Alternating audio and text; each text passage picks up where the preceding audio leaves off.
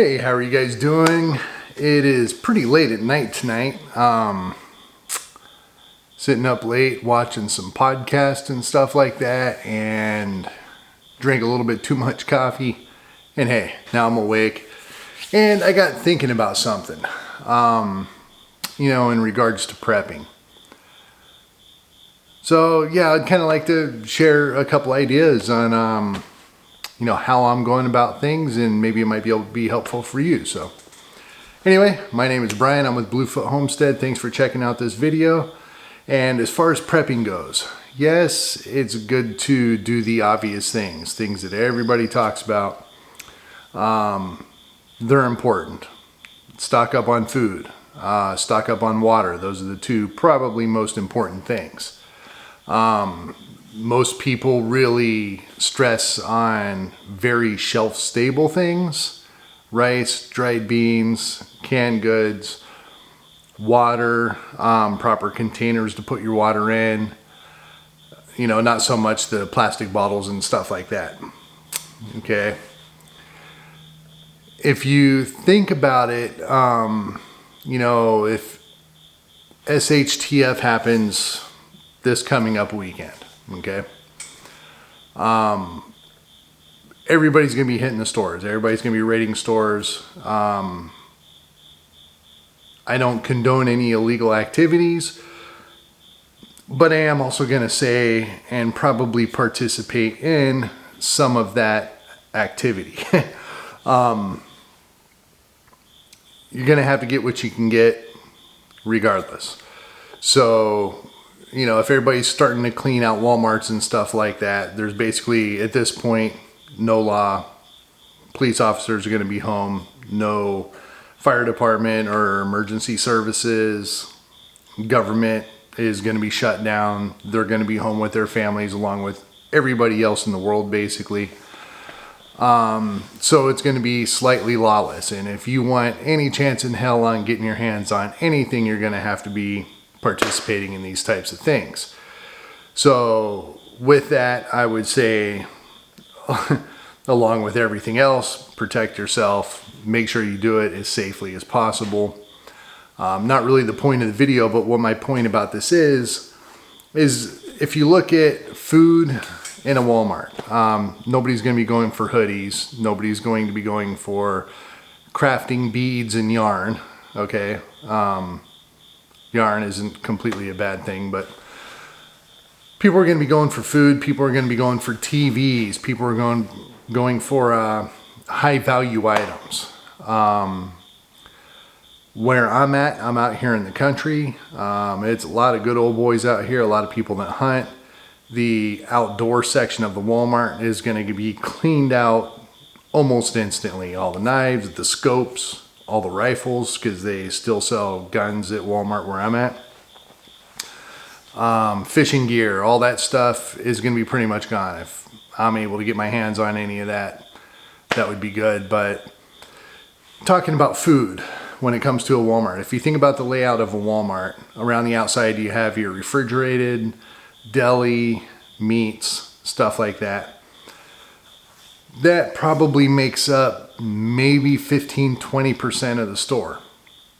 Another 5%, maybe 10% more for frozen goods.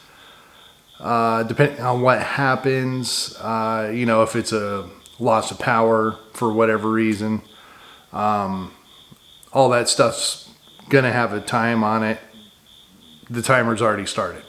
So I would be very careful on doing anything like that as far as getting meats, especially chickens and stuff like that is not frozen.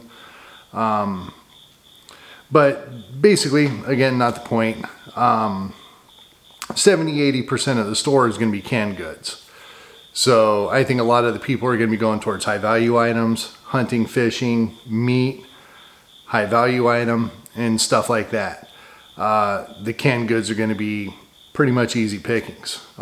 Shelf stable things, condiments, potato chips, sodas, all that stuff that's in the middle of the store, there is a lot of.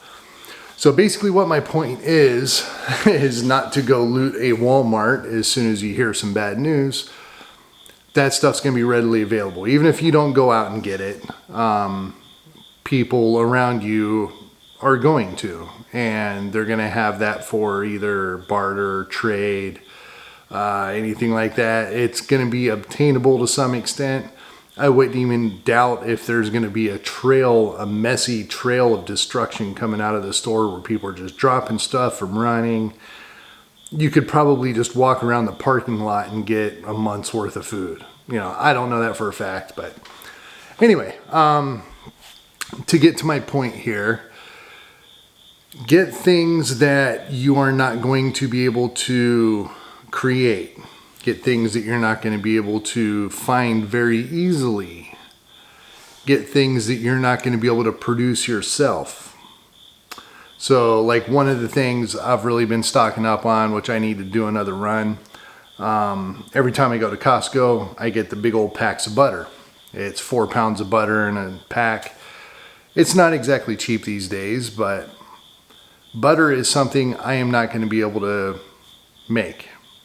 Even if I had cattle, I don't have a butter churn. I could probably figure it out. If I did have cattle or livestock of any sort that makes fresh milk, I would have the information to be able to do everything that I need to do with that certain type of livestock. But I don't have livestock. Will I get any at some point? Maybe. But as of right now, I don't. So, there's a good chance of something happening within a year. We're already starting to see a little bit of aggression coming from China towards us. That's more obvious than a little more covertly, like it has been through many, many years now. Basically speaking about the F-35, of course, nobody's saying anything about it. Nobody's admitting to it. This is just my speculations on what happened, as in the video that I made before this. So that's just me. I think they're ramping it up a little bit, so it's basically just a matter of time. With that said, anything that's made in China, which is about everything made in China, if you have anything that is big old cricket, if you have anything that is going to be critical to your survival, to your well-being, hardware things, cooking utensils, knives, this will be a little bit of the theme. This is going to be kind of up to you. It's something that you're going to have to think about in your life, in your lifestyle, on what you're really going to need. For me, I'm not going to be able to make butter, so I'm stocking up on butter. Also with butter, which is going to be a segue to one of my next things, is you can can it. So I went through, 15 or 20 pounds of butter, melted it down, canned it. Now I have shelf stable, doesn't have to be refrigerated, frozen, which it can sit on the counter for a pretty long time without going bad, but it will go rancid. Any fat is going to go rancid over time, some quicker than others. So I went ahead and canned it. So now I'm good for 6 months, a year, something like that, on a whole lot of butter. That's not something that anybody is going to be able to make on their own very easily. Now around here we do have a lot of Amish, we do have a lot of homesteaders in this area that are going to be able to do things like that, but I cannot. I'm looking out for myself in my home. So yeah, I went about it that way. So kind of think about things like that. As I mentioned with the segway and canning stuff, if you don't have a means of pressure canning, you can pressure can on a campfire, a propane. There's a lot of ways to do it.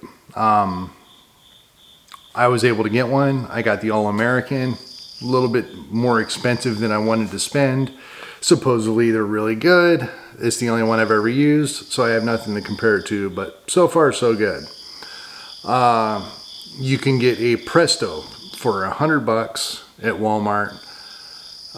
That's going to do just about as good, 99% of what an All-American can do. I think the All-American is just going to last a really long time from the construction. It's extremely heavy duty, but a Presto is going to do just as good of a job doing all your canning. It's got all the same features. So, and you can get one for about $100. I would highly suggest that. Why is that? If we lose power, most of the people are not going to have any sort of backup power. If you have backup power, that's awesome.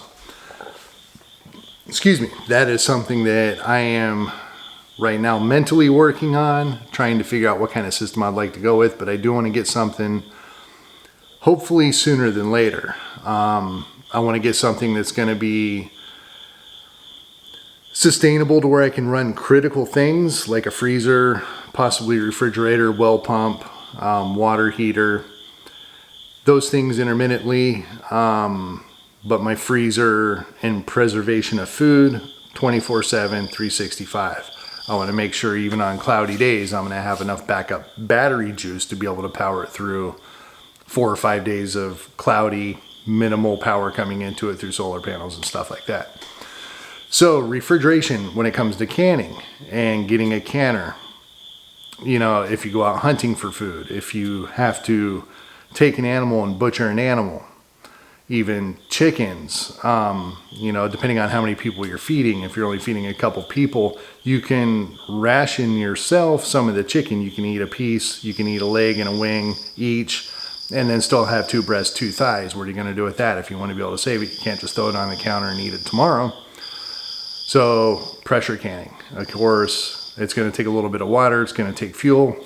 Most people are able to scrounge around some sticks to be able to have a small fire. You don't have to have a very big fire for it, but you do need to be able to get the temperature up on it and learn it. You know, get a pressure canner, learn it.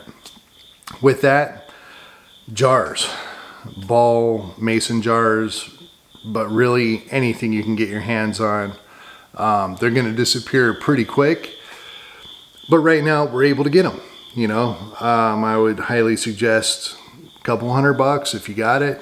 Go out, get yourself a pressure canner, get as many jars as you can, and get as many lids as you can, because you cannot reuse those lids. So each time you reuse a mason jar, you're going to have to put a new lid on it, buy some extra lids. They're not really that cheap, unfortunately. A lot of people say don't go with the generic ones, get name brand. There's a few name brands out there. Ball is one, obviously. But do a little bit of stocking up on that kind of stuff, because even if you're going to be growing a garden, you know, I mean, right now I've got 6 or 7 eggplants out there. If I'm not ready to eat eggplants and I have some other food sitting around that I need to eat up first, I got to do something with the produce. So canning is the best way. When it comes to meats, you can smoke it. Better know what you're doing. A nice cookbook on meat preservations and stuff like that would be good, so you have guidelines on how to be able to preserve your meat. With that, get a lot of salt, but definitely a pressure canner, something like that. It's not something that you're going to be able to create yourself. Again, kind of the point of this video. Another one, knives. You're going to be going through knives. I would get a knife sharpener. I would suggest a 3-stone, 3-tier sharpening. It's kind of like a block that you turn.